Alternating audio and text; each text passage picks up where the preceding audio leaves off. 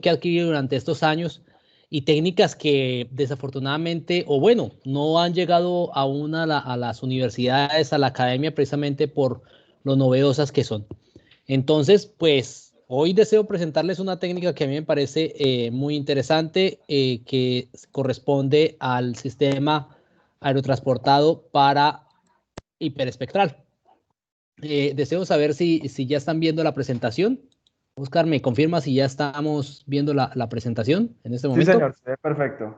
Muchas gracias, Oscar. Entonces, muchísimas gracias al capítulo estudiantil de la Sociedad Colombiana de Geología en la Universidad de Santander, a la APG, el capítulo estudiantil de la Universidad de Santander, y el capítulo estudiantil de la SMI de la Universidad Francisco de Paula Santander.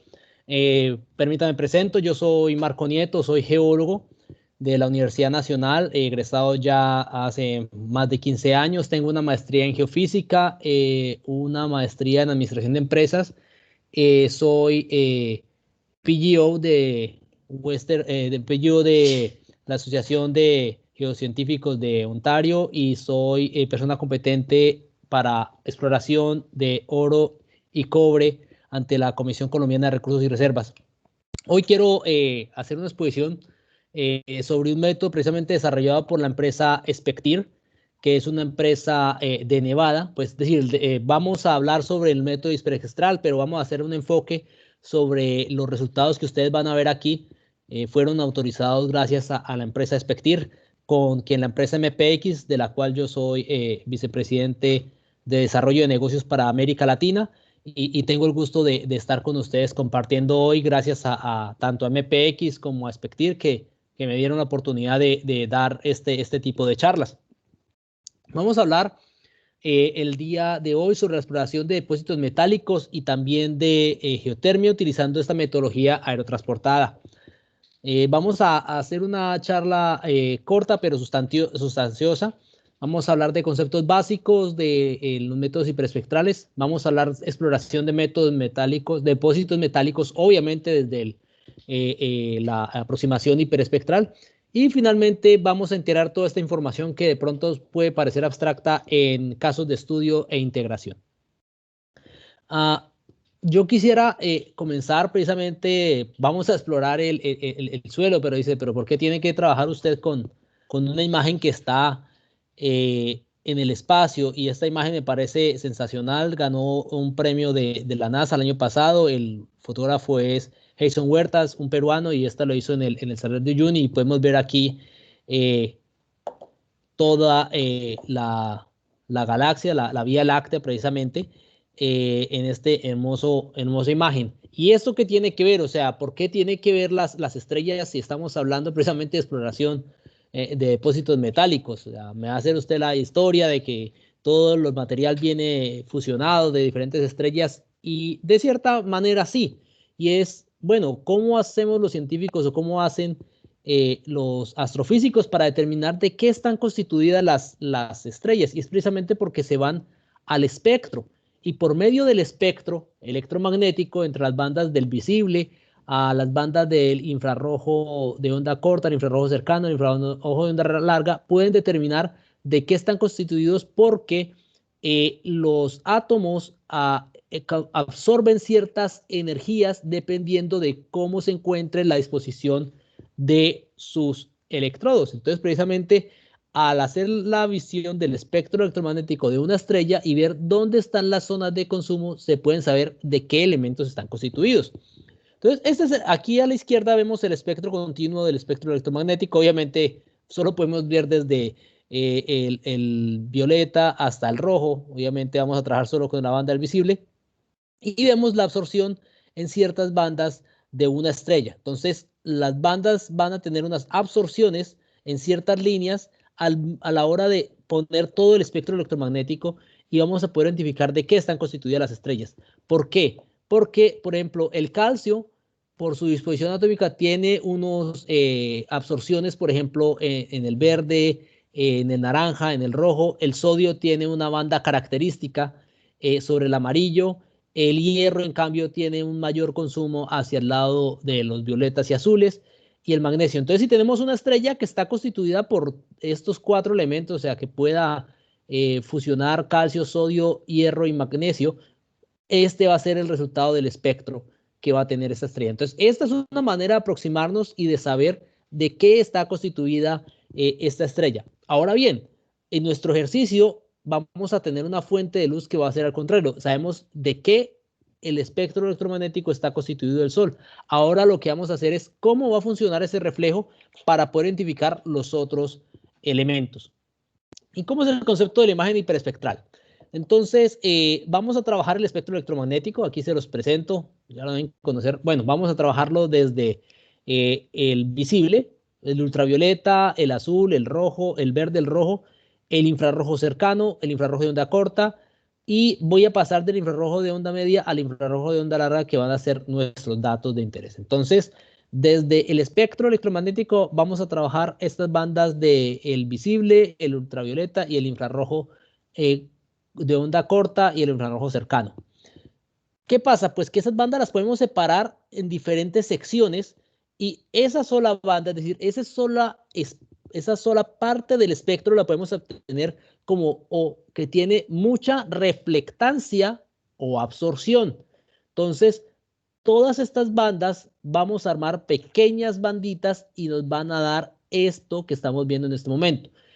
¿Cómo se llama esta imagen que está en el espectro electromagnético de los 0.4 micrómetros a los 2.5 micrómetros? Es decir, desde el azul hasta el infrarrojo de onda corta, y estos diferentes picos de reflectancia y de absorción lo vamos a denominar firma espectral. Esta firma espectral nos va a indicar precisamente cada tipo de material. Por ejemplo, la pintura, el pasto, la tela o los árboles van a tener una diferente respuesta.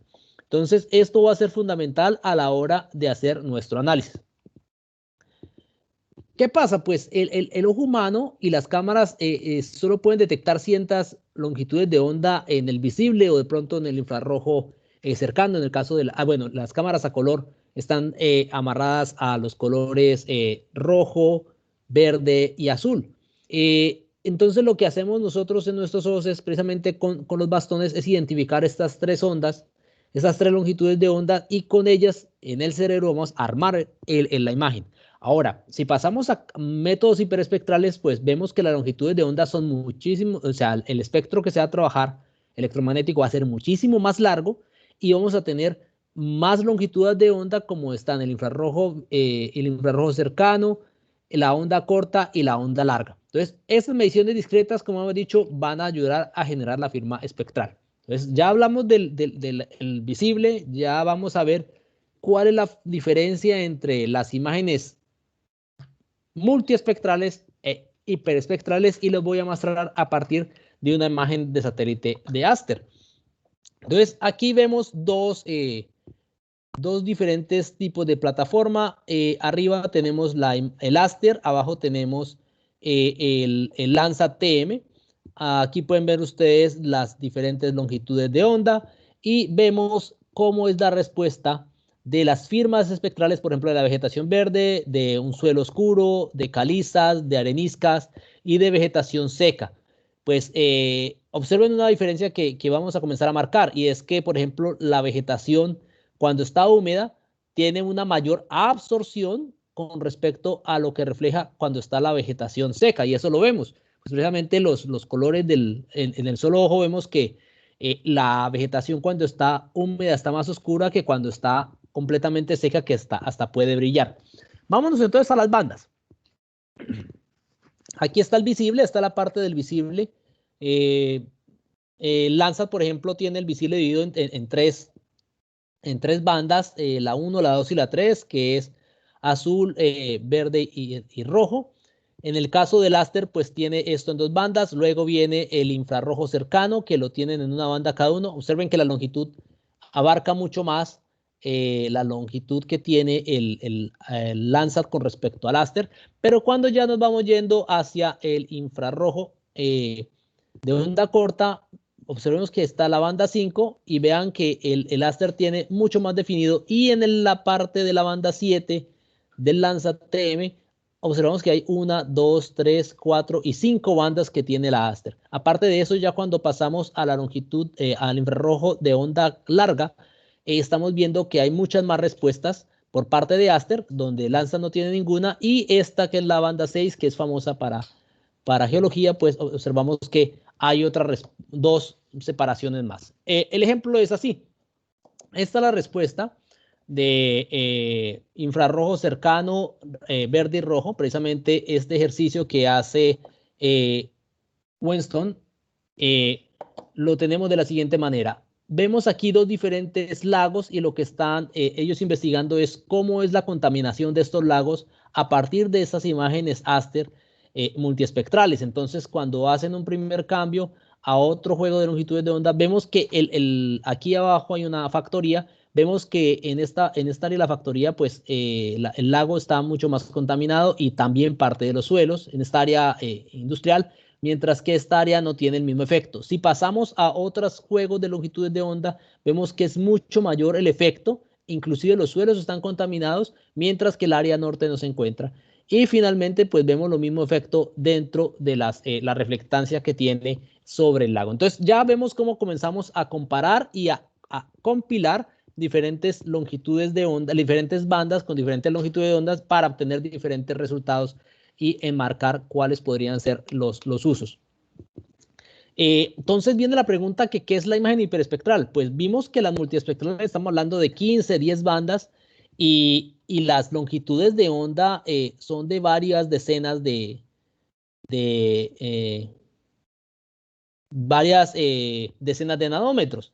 Entonces, lo que hace la imagen hiperespectral es hacer una división de estas longitudes de onda desde 0.4, desde 400 nanómetros a 2500 nanómetros y dividirlas en 320 divisiones. Entonces, estamos hablando casi de una décima de nanómetros, va a ser mucho más fina y va a permitir reflejar qué contienen los datos. Entonces, observemos que un píxel va a tener 320 respuestas por diferentes longitudes de onda y va a permitir generar un espectro. Entonces, aquí antes de seguir pasando, hay que tener un tema en cuenta. Estamos hablando de 2 tipos de resoluciones diferentes. Uno es la resolución espacial, que es el tamaño de longitud que tiene el píxel. En este caso, ahorita vamos a hablar qué tipo de longitudes de onda de píxel tenemos. Y otro es la resolución espectral, que precisamente corresponde a qué parte del espectro está cubriendo y con qué resolución, con qué cantidad de datos está dando el resultado. ¿Cómo se adquieren estos datos? Aquí, pues, obviamente se puede adquirir terrestre, pero esta charla quiere hablar sobre los datos hiperespectrales adquiridos de manera aerotransportada. Este es el sensor, el Fénix, el más llamativo, es un sistema hiperespectral que trabaja el visible, el infrarrojo cercano, el infrarrojo de onda corta. Es el más utilizado precisamente para este tipo de exploración. En el caso de que se quiera hacer alguna adición o algo adicional con longitud de onda corta, esta sería la cámara que se podría incluir. Y también en el termal se pueden observar otro tipo de cámaras diferentes. Bien, la pregunta es, ¿qué son las firmas espectrales? Es precisamente que estas firmas espectrales nos van a dar el resultado de cuáles son las diferentes respuestas de cada uno de los minerales. Tenemos entonces, pero ¿qué pasa? Tenemos un tema y es que este píxel del que estábamos hablando hace un rato no solo me va a dar la respuesta, por ejemplo, aquí del pasto. Si aquí me está saliendo, por ejemplo, suelo, también va a sumar a la respuesta de la firma espectral de ese píxel. En este caso, que aquí hay unos cables de corriente y aparte de la vegetación, pues la respuesta va a ser diferente. O este que da en la corpa del árbol, no, la respuesta va a ser más dada hacia la vegetación de estas hojas. Vamos entonces a ver ejemplos a un tema que nos interesa para la exploración de minerales y es los ejemplos con diferentes tipos de minerales de hierro. Vamos a trabajar viendo cómo es el efecto, las similitudes entre estos minerales y también las diferencias. Vamos a ver los siguientes minerales y los organicé precisamente en este orden para hablar del que es más complejo molecularmente al más sencillo. Entonces vamos desde la jarosita, que pueden ver que usted tienen sulfato, tiene hidróxido, tiene potasio, tiene hierro, y a medida que vamos disminuyendo llegamos hasta la hematita, que es un óxido de hierro 3. Miremos qué pasa en común. Entonces estamos hablando de temas de picos y temas de picos y temas de absorciones, de picos de absorción y picos de emisión. Entonces vemos que es bien llamativo que todas tienen, perdón, una respuesta similar con este pico que está alrededor de los 700 nanómetros, pero también con esta absorción que está alrededor de los 900 y un ascenso nuevamente para llegar alrededor de los 1300, y digamos que aquí va llano hasta tener un descenso hacia los 2500. Entonces, son respuestas que son comunes en los tres, también son dadas tanto por el hierro como por el oxígeno. Pero comenzamos a ver que el que es más complejo, que es la jarosita, tiene otros picos que están, por ejemplo, aquí. Vamos a ver, perdón, me voy a cambiar de color para que quede más claro. Entonces, vemos que hay otros picos que no se tienen en los otros. Si observan ustedes, o sea, hay mayor cantidad de picos que me está indicando una mayor complejidad en la molécula. Pero si pasamos, por ejemplo, a la hematita, observemos que es prácticamente el pico, el ascenso que tenemos en este sentido, y tenemos una parte plana y otro descenso, no tenemos más, es decir, es mucho más compleja la estructura de la jarosita, y por eso tenemos una firma tan característica, mientras que la hematita, que tiene una estructura molecular más sencilla, también tiene una firma molecular más sencilla. Entonces, esto nos va a servir precisamente para poder identificar diferentes tipos de materiales y en qué parte del espectro es que lo podemos separar. Bueno, tenemos, por ejemplo, estas curvas interpretadas, y estas son las librerías que tienen precisamente empresas como Spectir, donde separan diferentes tipos de curvas, y luego hacen un análisis inverso del píxel encontrado y cuáles son las respuestas con respecto a los tipos de materiales que pueden estar aportando. Bueno, aquí no están organizados, es nuevamente están separadas las curvas, precisamente solamente para identificación, y vemos que hay algunos espectros que son mucho más complejos, como las arcillas, mientras que si tenemos espectros como solo el cobre como elemento, es mucho más sencillo. Entonces, aquí estamos viendo precisamente que las curvas por ejemplo, cobre, que es más sencillo, pues tiene solo un descenso y esta parte es prácticamente plana. Pero, por ejemplo, si ya pasamos aquí a una monzonita o una caulinita, es muchísimo más compleja su firma espectral, precisamente por la cantidad de elementos que se encuentran en ella. Vamos a ver en la técnica hiperespectral aplicada a la exploración. Y en este caso, como estamos trabajando con búsqueda de alteraciones hidrotermales, una de las respuestas tenemos dos respuestas claras. Tenemos las respuestas de las arcillas y tenemos las respuestas de los minerales de hierro. Entonces, las minerales de arcilla nos va a permitir identificar cómo es la estructura y cuáles son sus cristalinidades. Entonces vemos un paso de caolinita, alunita, caolinita, hilita, y vemos en esta imagen cómo va variando la distribución de cada uno de estas minerales. Y también la otra identificación es por medio del hierro. ¿Y el hierro por qué? Porque dependiendo cómo sea, su cristalización va a ser identificado con la relación con temperatura. Volvemos otra vez a nuestro gráfico con el que teníamos antes, y es que ya encontramos que hay una relación química entre las firmas espectrales y sus diferentes elementos. Pero adicionalmente, esto ya podemos pasar a la siguiente diapositiva, y es que vemos que hay una relación entre cristalinidad y firma espectral. O sea, el hecho de que esté mejor la estructura cristalina sea mejor, puede indicar un cambio en la reflectancia. Entonces, eso es otro punto que hay que tener en cuenta a la hora de hacer el análisis. Para hay varias formas de identificar las alteraciones hidrotermales, pero esta metodología la vamos a trabajar por medio de un artículo que hace Savins, en donde identifica 5 tipos de alteraciones hidrotermales por medio de metodología hiperespectral. O sea, no nos vamos a meter ahora en otras.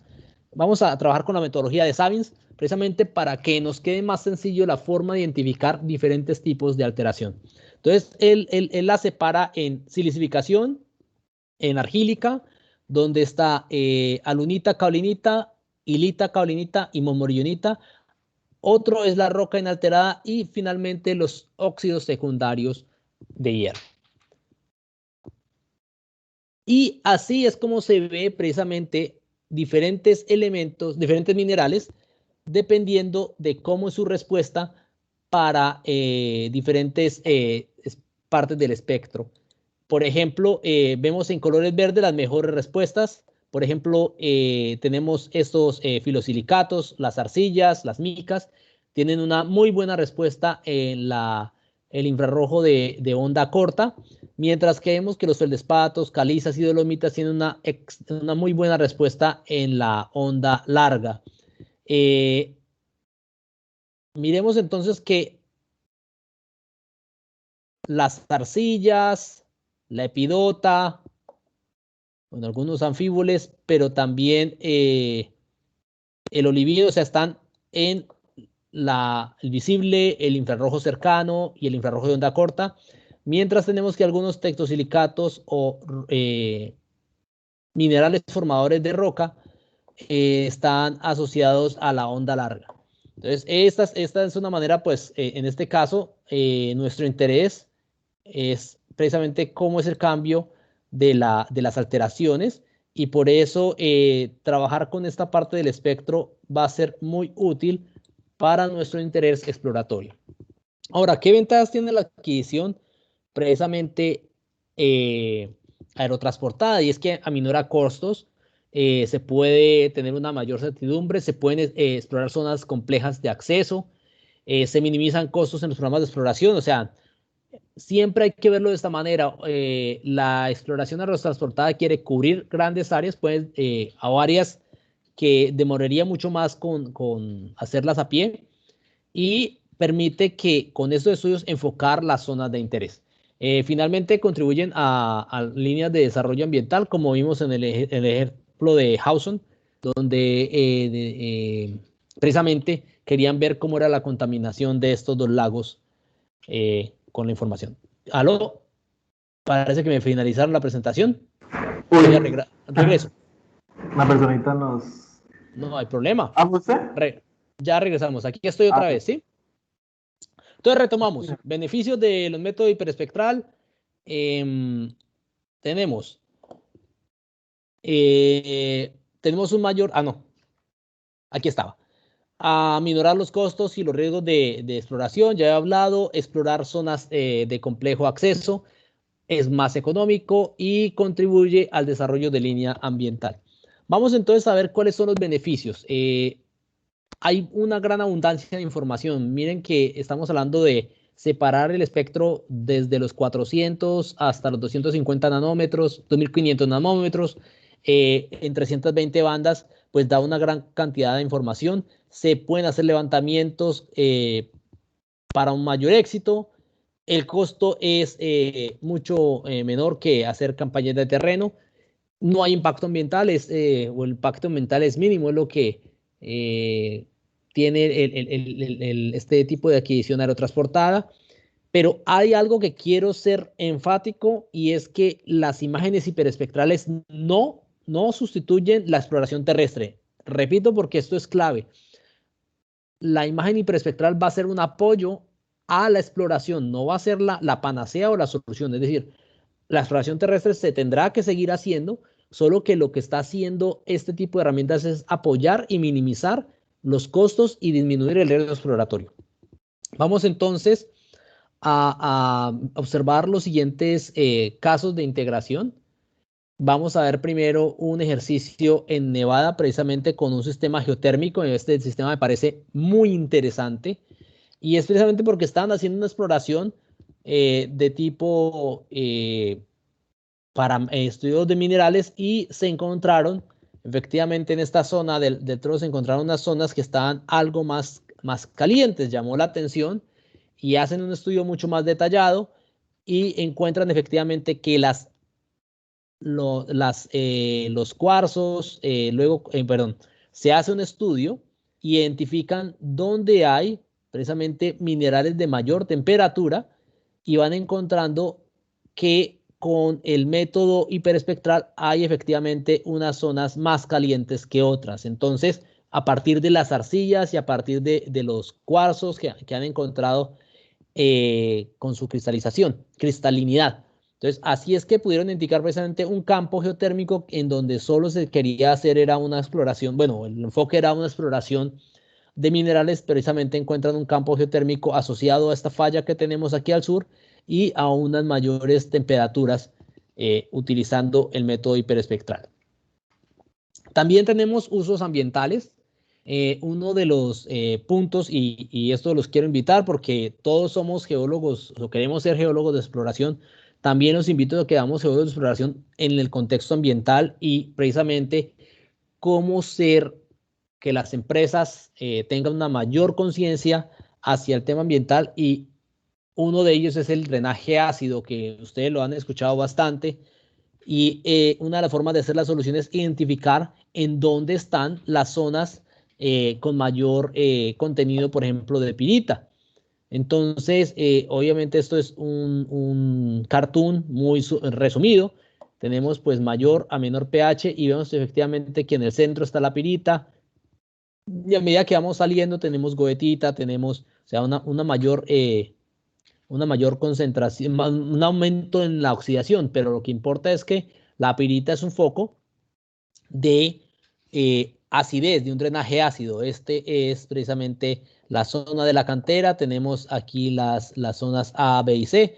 Y al hacer el vuelo, precisamente se identifican que este flanco de este lado tiene una mayor concentración de hematita, de cohetita, y al hacer el levantamiento efectivamente encuentran que esta es la zona que tiene mayor acidez y hay que tener un mejor control de los drenaje ácido. Entonces se hace el levantamiento y se identifican cómo la respuesta tanto de las arcillas para finalmente identificar que la zona que está aquí llamada A es la zona con mayor contenido de minerales asociados a ácidos y a pirita y hay que tener un mayor control para hacer la remediación correspondiente. También se puede hacer cartografía de mineralogía de imágenes. Otra vez este ejercicio es en Nevada. Como pueden ver, o sea, las imágenes que estamos trabajando es 2018, 2019, es decir, esto es la punta de la tecnología. En este caso, la resolución espacial es de 2.5 metros, es decir, cada píxel tiene 2.5 metros. Este es precisamente el área de exploración. Pueden ver ustedes, aquí hay dos zonas que son de interés. O sea, parece que aquí hay otro trabajo. Tenemos las carreteras que están aquí y tenemos unas plataformas de perforación. Entonces, lo primero que se hace es ver cómo es la distribución de la goetita, hematita y jarosita. Y vemos que efectivamente las zonas donde han sido explotadas, que son estas dos zonas de acá, tienen un mayor contenido de jarosita. Pero algo que a mí me llama mucho la atención es que se puede saber hasta cuál es la zona de transporte o dónde se están moviendo las volquetas, dónde el transporte de material, porque observen que desde esta cantera pasa esta cantera de aquí y sale aquí, pasa por esta cantera que está aquí al norte. La carretera que está al norte pasa por la siguiente cantera y sale aquí al oriente. Podemos ver que tiene el material verde. Precisamente, quién sabe si sacaron el material directamente de la cantera o puede ser una asunción.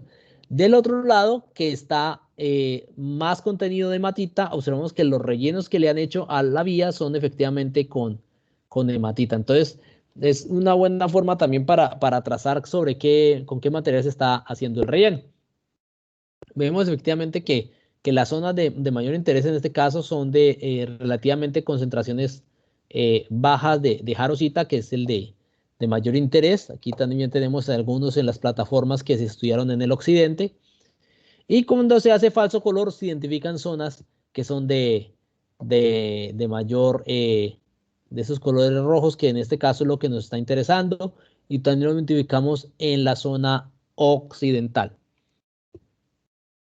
Se hace una corrección y efectivamente vemos que aparte de las dos canteras de las que estamos trabajando, aquí esta zona de acá también es interesante y hacia el lado noroccidental también tenemos áreas de interés. Entonces ya vamos demarcando.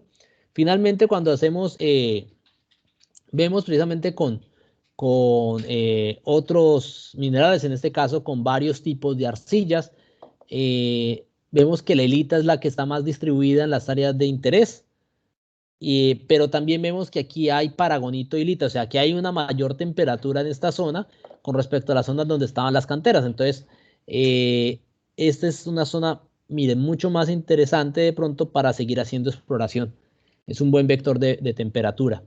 Y finalmente, las zonas de cristalinidad de la mica. Recuerden que entre mayor cristalinidad, significa que uno tiene una mayor temperatura en la halita, en este caso en las micas.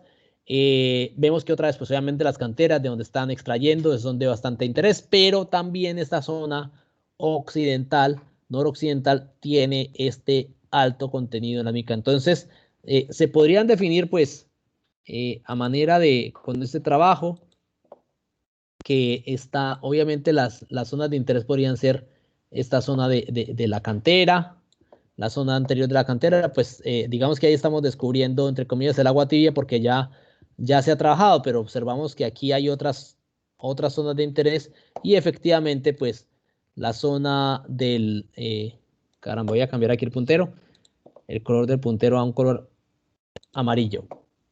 Aquí sí. Esta zona del noroccidente tienen también unas interesante cristalinidad en las micas, entonces es una forma de determinar precisamente cuáles pueden ser las zonas más atractivas. Lo mismo pasa con el paragonito y vemos que efectivamente la zona occidental es la que tiene mayor contenido de paragonito con respecto a muscovita o fenjita. Pasamos ahora a hacer una exploración. En este caso es en México, el tamaño de píxeles 2 metros y es un análisis en epidermal de baja sulfuración. Esta es el área de trabajo y estamos viendo cómo es la distribución de los diferentes minerales. Estamos viendo aquí algo muy interesante y es precisamente que esta zona de esta beta, que la voy a marcar en este momento con este color, observen que aquí hay una zona bien interesante y es efectivamente es este betiforme que está aquí de interés. Sin embargo, pues estamos observando que esta hilita está rodeada con partes de paragonito hacia alrededor. Entonces, sin embargo, también vemos por aquí paragonito. Vamos a observar cuáles pueden ser otras zonas de interés. Continuemos entonces. Cuando pasamos a donde está la hilita, efectivamente vemos que esta beta es bastante fuerte la respuesta, pero observen, aquí estamos encontrando otra zona de un fuerte espectro de hilita y en esta zona también. Si pasamos, vemos que no es tan fuerte la respuesta anterior en las otras, en la anterior respuesta de diferentes minerales, pero la cristalinidad de la hilita NH4 precisamente está indicando esta beta, pero también está indicando otras zonas como de posible interés. Ahora, cuando hacemos una concentración en óxidos de hierro, vemos que efectivamente la hematita vuelve a resaltar y hay otras zonas que están haciendo resaltando, como por ejemplo esta aquí al norte. Finalmente, cuando hacemos concentración de jarosita, ya ahora nuestra beta no está haciendo ningún contacto, lo que indica que la temperatura mayor está aquí y la jarosita no la es tanto. Finalmente, cuando vamos con cristalinidad de hilita, la zona de interés va remarcando tanto la parte norte como la beta de nuestro trabajo. Y finalmente con la química de hilita hacia poragonito, nuevamente nos está resaltando la zona de la beta y esta zona norte. Entonces ya uno puede decir, bueno, vamos a hacer estos estudios en estas áreas, vamos a mandar un equipo de campo a que haga un levantamiento geológico para observar qué tenemos en esta zona y sobre todo concentrarnos en nuestra beta que tenemos aquí enfrente. El siguiente es un pórfido de cobre.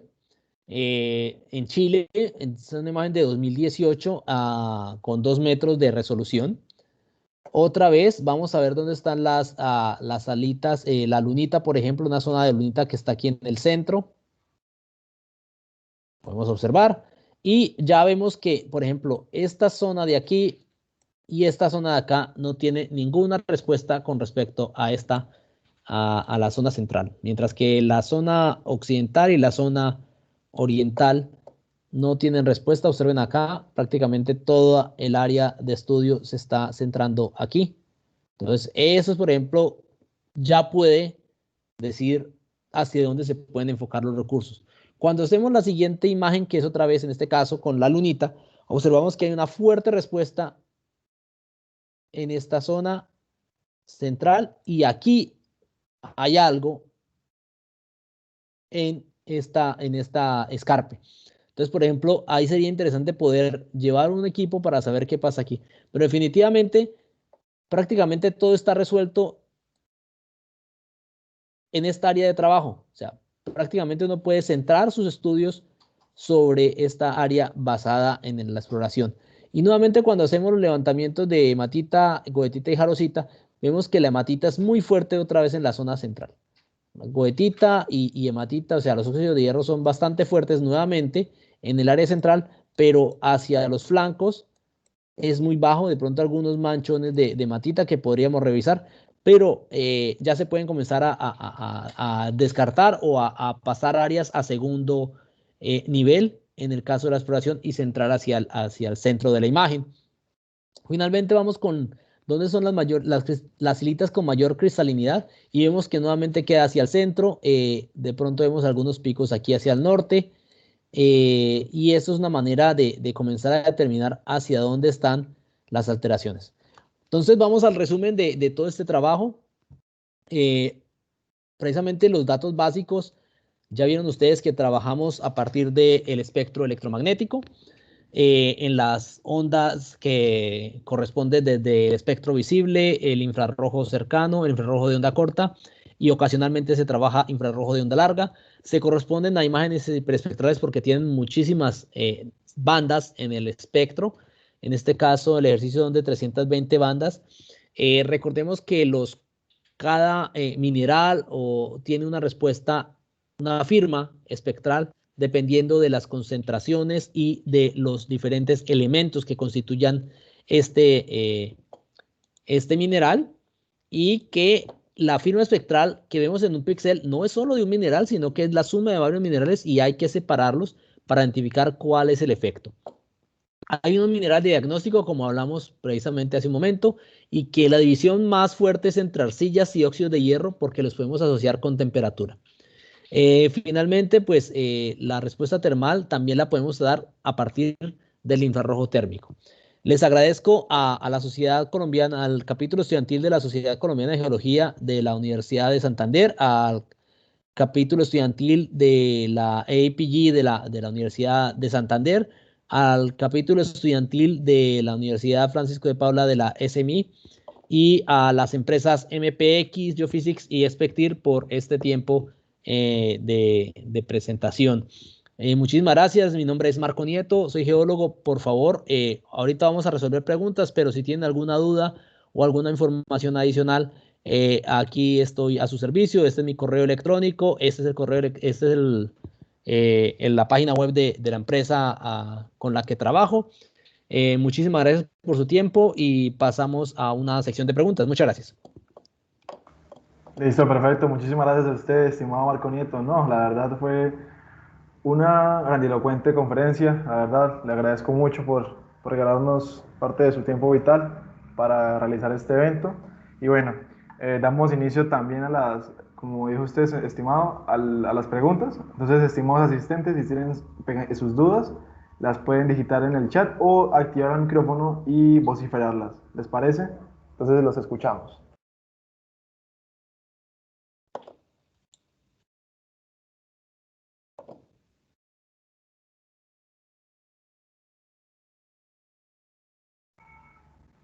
Aquí veo a Gabriel Gabriel Ariza hace una pregunta. Muchas gracias por la pregunta.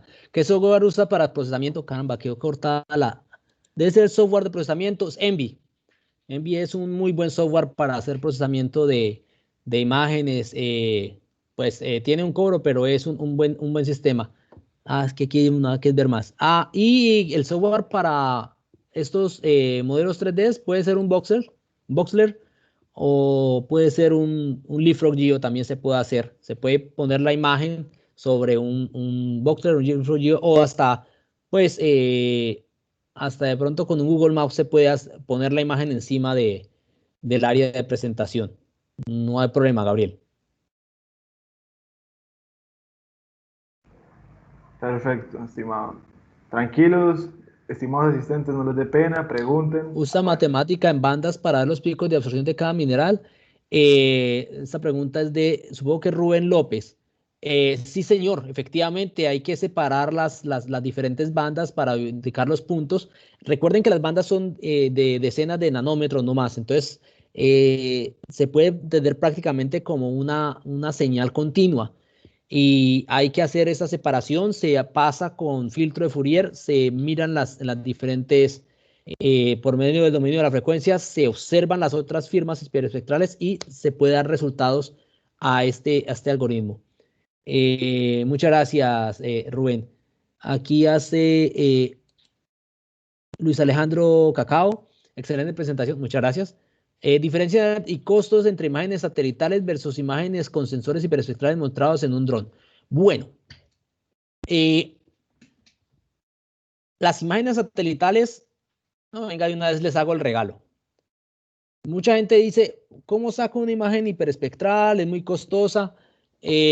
Aquí les voy a abrir. Es decir, hay mucha información que está en la web. Y aquí precisamente les estoy pasando para que apunten o tomen imagen de imágenes hiperespectrales y multiespectrales que están libres. Es decir, todas estas imágenes que ustedes ven ahí, el Sentinel, es gratuito. Ustedes pueden sacar el área y pueden sacar eh,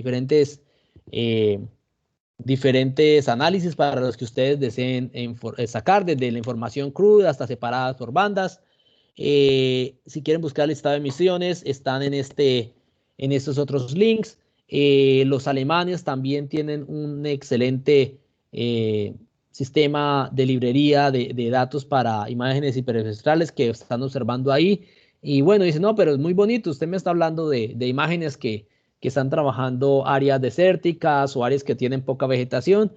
Pues también les tengo respuestas y ejemplos que tiene la agencia india de espacial. Con esta información ustedes pueden revisar otras imágenes satelitales y otras aproximaciones, en este caso hiperespectrales, en zonas de alta vegetación.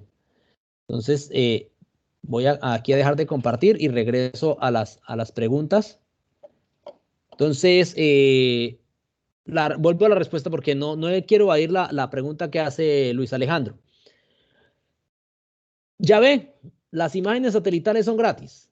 El tema es la resolución tanto de píxel como de diferentes unidades. Hay sensores hiperespectrales, efectivamente, las hay. Sin embargo, no, montados en UAVs, sin embargo, no llegan todavía a la calidad que usted vio montado o transportado. Sin embargo, los precios no son mayores. Una forma de que pueda hacer usted, Luis Alejandro, es su área de estudio, la puede analizar con imágenes gratuitas como lo que acaba de ver usted y le sale lo que usted dedique a su trabajo y el software, ¿no? O sea, el tiempo que usted le dedique. Ahora bien, también el dron va a salir algo más costoso. Depende usted del área que tenga.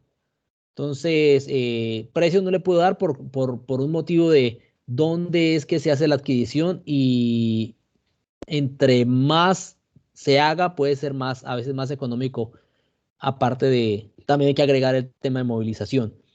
Hola, ¿es únicamente superficial? Sí, señor.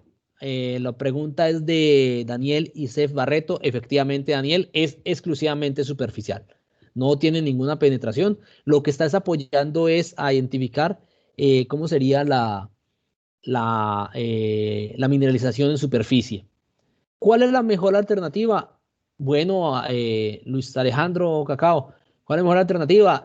Depende de qué es lo que esté buscando. O sea, si es un trabajo regional, definitivamente puede ser más económico de pronto tener un trabajo satelital, ¿no? Pero si usted quiere tener los datos en este momento, saber cuál es la mejor condición, de pronto hacer un vuelo le pueda ahorrar bastante tiempo y dinero. Luis Santiago Suárez, cuando tenemos gran cantidad de vegetación, selva, bosque espeso, ¿es confiable hacer este tipo de procesos? Excelente pregunta. Y este ha sido uno de los puntos de quiebre precisamente de los métodos hiperespectrales. Sin embargo, actualmente grupos como el de la India, grupos del Brasil, están trabajando y tienen artículos muy interesantes sobre cómo utilizar exploración hiperespectral a partir de zonas boscosas. Por supuesto, aquí hay que tener cuál es el efecto de estos minerales con respecto a la vegetación y cómo es el efecto en la vegetación.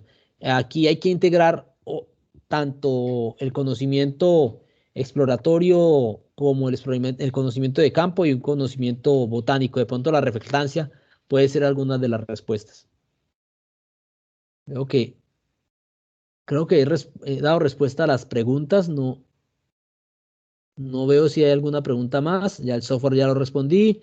Las matemáticas de las bandas del señor Rubén López Córdoba también. Las dos preguntas de Luis Alejandro Cacao también. Daniel Esbet Barreto también. Y Luis Santiago Suárez. Aquí Natalia hace una pregunta. ¿Cómo se hace antes y después? Hola, ¿se hace antes o después de exploración terrestre? Sugeriría que fuera antes. Antes es mejor porque se pueden concentrar hacia dónde tienen que ser las exploraciones. Natalie, sí, señora. Debe ser anterior para que sea más efectiva el proceso o el uso de recursos. Ya, o sea, cuando ya se encuentra la anomalía, se pueden concentrar primero a hacer una revisión de superficie y ver qué hace esta anomalía y luego eh, hacer otras técnicas para apoyar la exploración. Obviamente, siempre en superficie será fundamental. ¿El uso de estas herramientas son posibles en minería no metálica? ¿Alguna experiencia? Arcillas. Para arcillas, sí hay ejemplos con exploración de arcillas, efectivamente para cambios. Desafortunadamente no tengo aquí la imagen, pero sí he visto un ejemplo en exploración de arcillas en España y efectivamente es capaz de identificar cuáles son las zonas de cierto tipo de arcillas que son de interés para este tipo de empresas.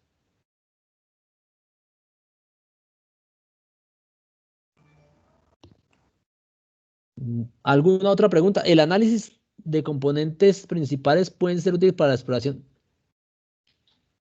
Análisis de componentes especiales, de componentes principales, PSA. Yo le ofrezco excusas, desconozco el término, lo buscaré, Gabriel, y con todo gusto le haré llegar la pregunta por medio de la UDES para que lo contacten, porque en este momento no tengo la pregunta de los componentes principales. Si me puede cambiar la pregunta, dar una explicación, le agradezco.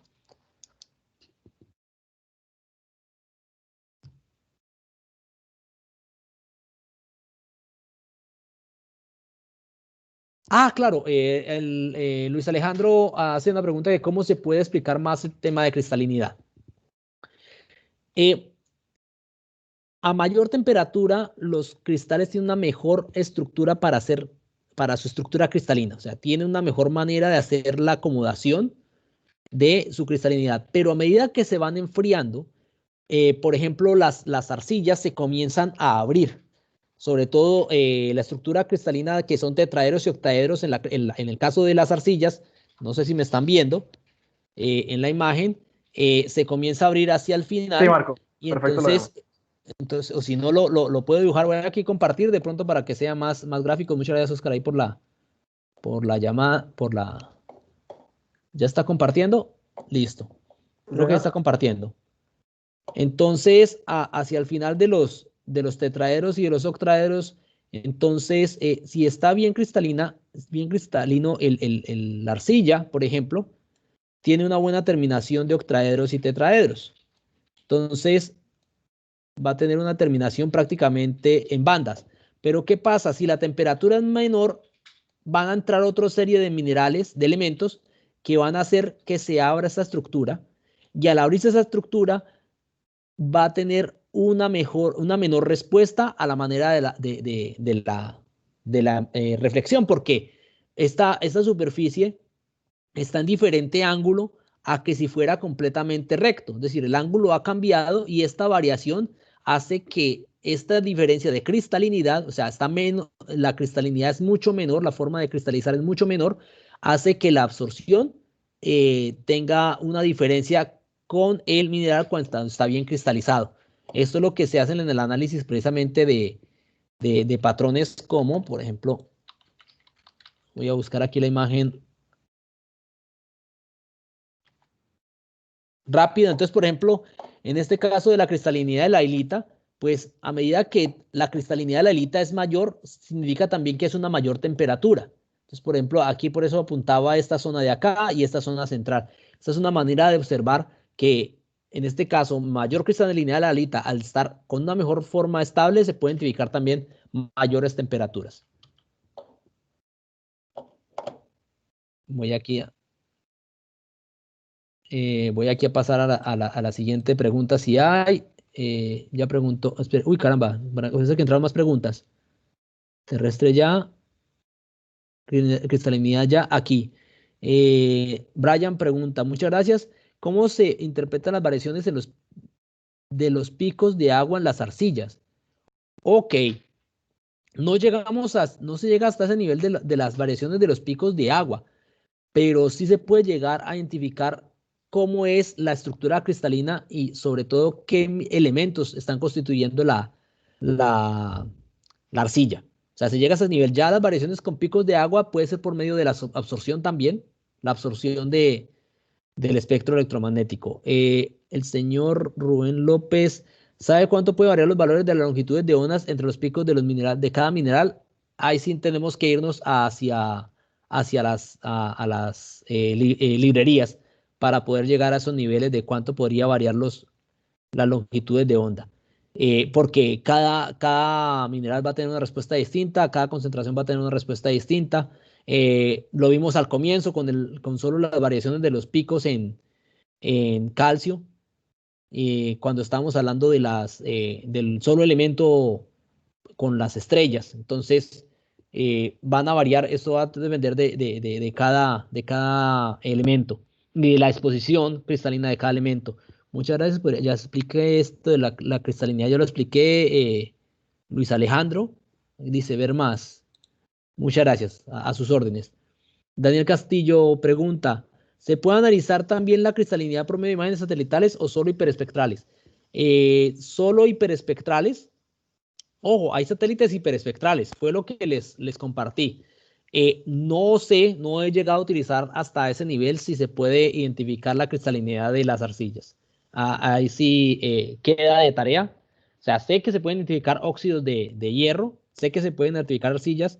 No sé si hay algoritmos ya que permiten llegar hasta el nivel de cristalinidad de arcillas.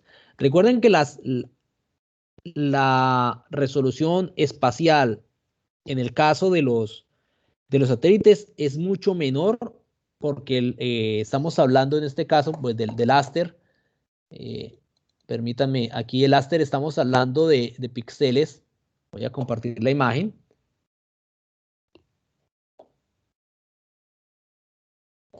Estamos hablando de píxeles de 15 metros, 30 metros, 90 metros. Y cuando estábamos hablando de la adquisición aerotransportada, estamos hablando de píxeles de 2 metros.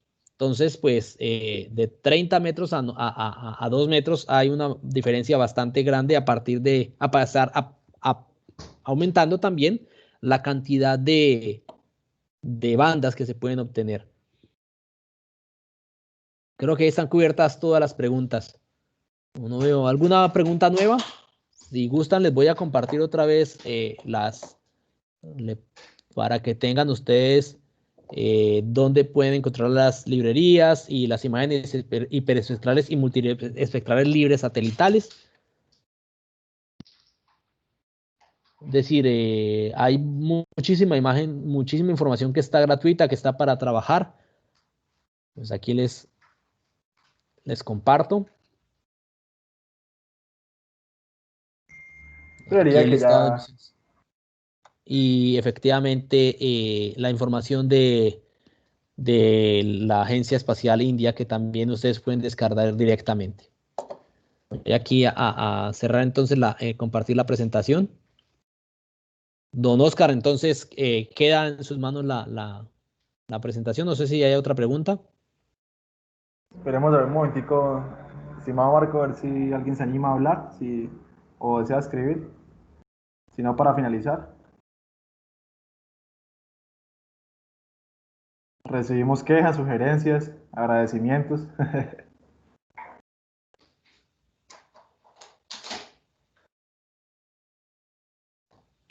Bueno, yo creo que sí, que sería todo. Entonces, muchísimas gracias, la verdad, estimado Marco, primeramente por brindarnos su gran experticia y también quería agradecerles a los asistentes que estuvieron el día de hoy presentes. Antes de finalizar, estimados, quisiera por favor avisarles que para el día de mañana cerraremos nuestro evento de días de geominería con la conferencia del expositor Eusebio José Orozco con la innovación de las tecnologías emergentes y las tendencias mineras. Así que por favor les agradezco especialmente que asistan a la conferencia del día de mañana para cerrar con cabalidad nuestro evento de geominería. Les deseo un excelente día, les deseo también, les agradezco también por asistir el día de hoy a esta fenomenal charla. Les recuerdo que todas estas conferencias estarán subidas al canal de YouTube de la Sociedad Colombiana de Geología y de la IPG. Creo que la SME también tiene canal de YouTube, me parece. Yo les confirmo después.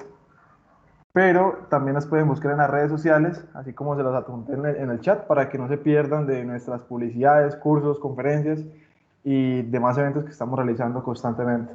Bueno, y yo creo que ya sería todo, sin más preámbulos, no les robo más tiempo y tal. Y bueno, les deseo un excelente día. Muchísimas gracias, Marco, y muchísimas gracias a todos. Muchísimas gracias al capítulo, a los 3 capítulos.